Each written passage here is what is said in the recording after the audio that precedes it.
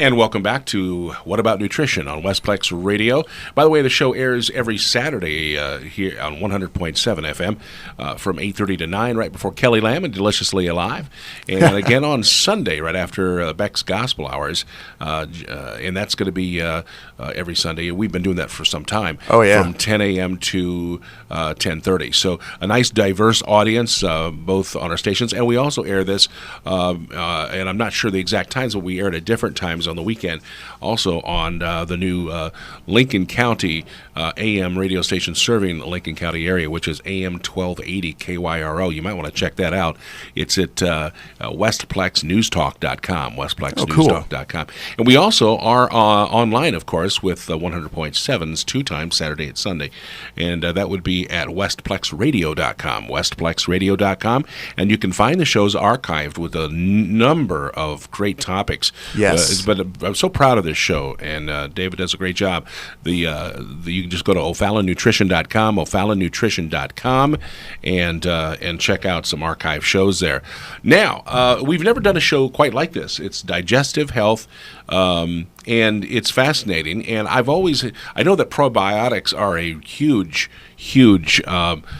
it's almost like, I hate to use the word craze right now, but it's it's kind of the latest thing in health nutrition. It's true. It's basically folks are finally catching up to the benefits of these. Mm-hmm. And we were talking about in segment 1, they've been around for decades, and of course yogurt's been around forever. And Steve, we've talked about our anthropology kind of mutual backgrounds in the past, and different cultures around the world have always preserved their food using probiotics. This is important for our audience to understand. So this is where it comes from. Yeah. Different cultures around the world, before refrigerators were invented, used to use probiotic or culturing or fermenting techniques to preserve food. Miso in Japan, kimchi in Korea, buttermilk, yogurt, kefir, sauerkraut, pickling. All of these use probiotics. When Grandma 100 years ago would pickle something, she didn't necessarily have vinegar to just dump in. They had to make the vinegar. And vinegar is a product of probiotic bacteria. So humans used to consume probiotics through our food supply constantly. It dates back to raw milk, regardless of which animal the raw milk comes from. It always has probiotic bacteria in it. So this is not new to the human diet. What's new is that during the early part of the 20th century, when refrigerators became common, a lot of these food preservation techniques were lost, especially that's why I refer to like industrialized countries like the U.S. because we all have refrigerators. Mm-hmm. And now if we want to make a pickle, we just add distilled vinegar to the cucumber or the other thing. Well, it makes a pickle, but it doesn't actually have probiotics in it. Mm-hmm. And that's the point when you hear about like raw apple cider vinegar with the mother. The mother is the probiotic which is left in it. Mm-hmm. Usually that's filtered out of other vinegars. So anyways, human beings have always consumed probiotic bacteria. Once you get into the deeper part of the 20th century, consumption of these good bacteria plummets. At the same time that we bring in antibiotics. Antibiotics, despite all their benefits, do kill good bacteria. And so you see what I'm getting at. We have a situation where good bacteria populations are destroyed because we're not consuming them, and we're consuming antibiotics both in as medicines as well as in our food. And all of a sudden, we have grocery stores and drugstores that are filled with tummy fixers. Yeah. And so now we're rediscovering the benefits of probiotics, how powerful they are. More and more studies have been done in the last 10 years. You're seeing tons of TV commercials for these because they work. You're seeing them put into food because they work. And you're seeing Jamie Lee Curtis talking about them all the time because they work. And at stores like O'Fallon Nutrition, you can get supplements of these that are far more potent than things you would get within just yogurt designed to be fun to eat. And your price per serving is typically as low, if not lower, and you don't get any sugar. And then, moving on, so probiotics are awesome. And by the way, they are generally used to support all aspects of digestive health. Right. They tend to normalize colon function. So we can't talk about diagnosing or treating, but we can say that they support digestive health in a variety of ways. Mm-hmm. Moving on, We've also got a type of tool called digestive enzymes in health food stores. And digestive enzymes you can think of as the Pac-Men that break apart the food that you eat. They're not alive like probiotics are alive, but enzymes are active little proteins that facilitate chemical reactions. And digestion of our food is nothing but a series of chemical reactions. When we digest a protein, it is the enzymes that separate the little amino acids that make up the protein. They break them apart. And in previous shows, we've talked about how different little amino acids that we get from protein can support different parts of our brain chemistry or do other things in the body. And it's the job of these enzymes, which are generally made in our pancreas, it's their job to break them down. Now, a lot of people have heard of raw food, and this is a big trend in the world of nutrition as well, especially if you get into the really, you go over to California or something, you'll see this all over. And the whole point behind raw foods is that it has enzymes that are still chemically active. And when food gets cooked beyond approximately 118 degrees, these enzymes, which are little proteins themselves, get cooked. Yeah. And they can no longer help a chemical reaction take place or split two amino acids apart from each other or break two sugars apart from each other in digestion. And so people have this idea that if they consume raw foods, they will get some enzymes from those raw foods which help with their digestion, and they're thought to provide other health benefits as well. Well, stores such as O'Fallon Nutrition sell supplements of digestive enzymes, and they'll have the enzymes that break down fat, proteins, carbohydrates, fiber. Some of them emphasize enzymes that break down gluten. We've done shows on that and talked about how hard it is to break down, or milk protein, casein, or lactose, the sugar in milk. So won't go too deep into it today, but digestive enzymes, most people don't even know they exist. And folks tend to reach for digestive enzymes when they're dealing with issues like gas or sour stomach, because they can help break down that food in the stomach so it can move along. If you ever feel like you're really full or stuffed, enzymes are something that I reach for in situations like that. And a tool that goes right along with enzymes is stomach acid. So this is really important to know about.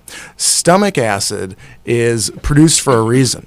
Our stomachs make acid for the purpose of liquefying our food after we eat it. And so the food is supposed to sit in the stomach for an hour or 2 hours, liquefy with the stomach acid, and then there's basically a trap door or a sphincter at the bottom of the stomach that opens and releases this liquefied food into the small intestine. Okay. Now, that's why we have a stomach, and the food doesn't just go from our throat to our intestine. Right. The stomach is like a train station. It needs to liquefy it. Exactly. It stops in that little acid chamber and it liquefies. Now, a big concept in alternative medicine and nutrition is that as folks age, they produce less stomach acid. Everybody thinks they make too much stomach acid. It's all that I ever hear in the store, and frankly, I think it's overly diagnosed. And there are studies that have looked at that, and often folks diagnosed with that actually underproduce stomach acid. They use something called Heidelberg analysis to test this. People swallow a little device that actually measures the stomach acid in their stomach. Gosh. It's supposed to be the only way to really know what's going on. Well, I'm just curious. The device, does it stay down there forever? Yeah, it's like the size of a pill, and I think it has a little wire on it, and you do this in a hospital or a doctor's office setting. Yeah. And it's a little computer that measures your stomach acid. Wow. So, but people say, oh, I have all this heartburn. Well, if you don't make enough stomach acid, then what happens is that the food doesn't liquefy. It sits in your stomach and it rots, and there's dozens of books on this topic. I'm not the only person talking about this. And as it sits and rots in your stomach, eventually the little valve at the top of your stomach, which holds the food in and keeps it from going into your throat, called the esophageal sphincter. Yeah. That esophageal sphincter, that valve, can get weak. It gets tired, and when it gets tired and starts to open up, stomach acid contents come up into the throat, and they can cause damage or pain. Yep. Does not necessarily mean that you make too much stomach acid. It may mean that you make too little. Now, I can't diagnose you. It's something to look into. Ask your doctor or read about it. But that's why some people say that apple cider vinegar supports, indigestion, that sort of thing. So stomach acid is another tool to know about. I can't end the show without mentioning a couple other tools. Magnesium. We've talked in the past, Steve, about how deficiencies in magnesium can contribute to constipation.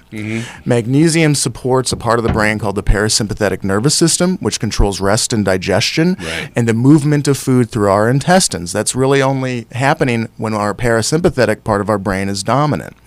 Magnesium helps to encourage the parasympathetic part of our brain.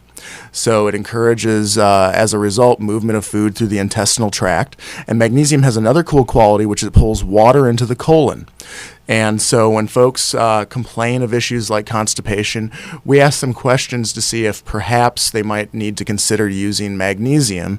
Is that where the tight muscles, things like that? Is that where the title "Milk of Magnesia" comes from? Yes, Oh, yes. But in health food stores, you can buy just plain old magnesium without all these other chemicals mixed into it. But Milk of Magnesia is a magnesium product, so a lot of folks actually know what magnesium does from using that. Wow. Another favorite of mine, DGL licorice.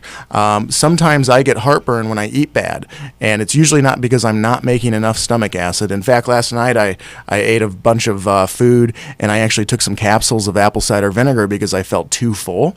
And half an hour later, I was able to suck my stomach in again and just didn't feel gross anymore. So that's an example where I use some apple cider vinegar to help myself digest the food. But when I get these sometimes late night incidences of heartburn because I've drunk beer or eaten sugar or something like that, I use these things called DGL licorice. It's a form of licorice that has had the component which raises blood pressure removed. And it's a mucilaginous herb. It's thought to support healing of mucous membranes such as the lining of the throat or stomach. So it's another thing that, while not a cure, is supportive of health of those tissues. And I found in my own personal life that it's really, really helpful with, late night heartburn or that burning. It just won't go away. Sometimes it's because that tissue is raw. And we can't get into them, but there's other tools such as aloe vera, slippery elm, enteric-coated peppermint soft gels, fiber. Can't mention that one. All these great things, Steve, but we just wanted to walk folks through the basics, and these are the types of things that you can choose amongst when you come into a health food store such as O'Fallon Nutrition, and you're trying to support your digestive health. And you have fiber supplements as well. Oh, of course. Tons and tons. And in 5 seconds or less, I just want to say, many of these products can be used by kids as well, or there are kid-friendly versions of these. So, and we're not afraid to go there at O'Fallon Nutrition. Folks, that's going to be a wrap this weekend show. As always, from David Gall and Diana and everybody at O'Fallon Nutrition, come check out their brand new store, their brand new location in O'Fallon, Missouri, Highway K and Mexico Road, kind of catty-cornered from Texas Roadhouse over in that area. Do check them out. Steve Casper, thanks a lot, David. We'll see you next week. Thanks so much, Steve. Awesome being here as always. O'FallonNutrition.com and check out their new store.